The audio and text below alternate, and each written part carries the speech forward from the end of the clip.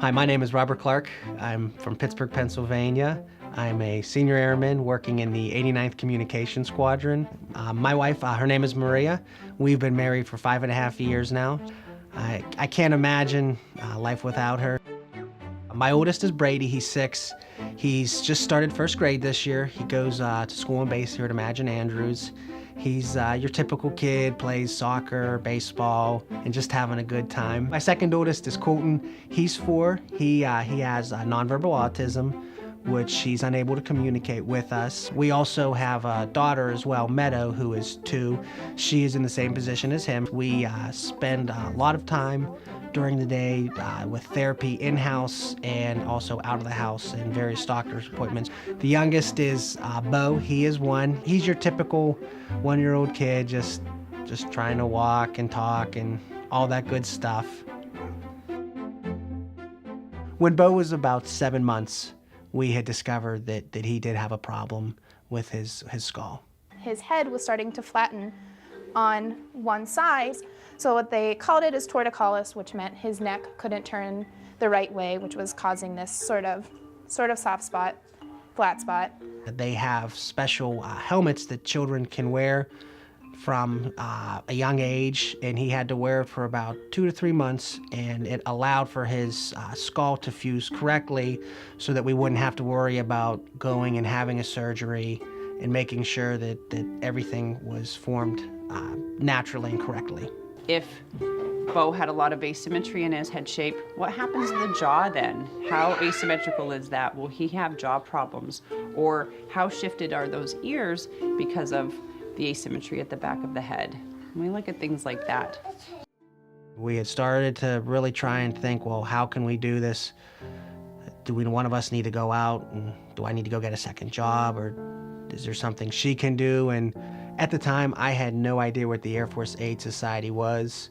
I had no real clues about what they did or what it was they supported.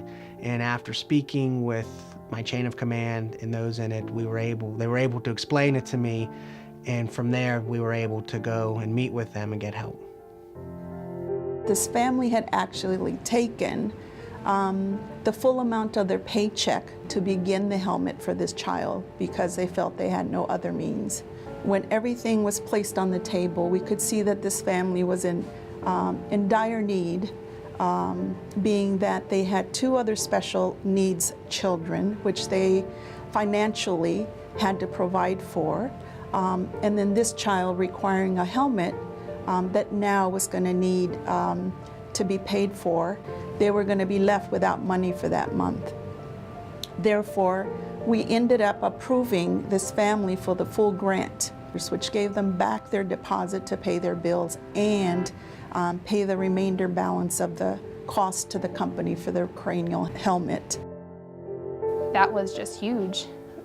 There's no other way to say it. When you're not expecting to put out thousands of dollars and then you scrape and scrounge and do, and then have it to come back, it's just really nice. Things turned out awesome. After several checkups with them, his skull had fused correctly. Everything was the way it should be. They told us that we have no worries, that he is where he should be. We still have the helmet actually at home as a little memento that we're going to keep for him and say, hey, this was a point in your life that, we received some help. I was glad that they came to us and saw that Air Force Aid Society was here to help.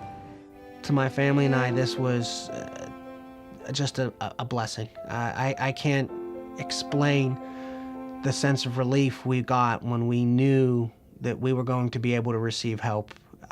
It's not every day that someone is listening to you and trying to help you, and it's just helped our family so much to receive the help. So all I can say is thank you.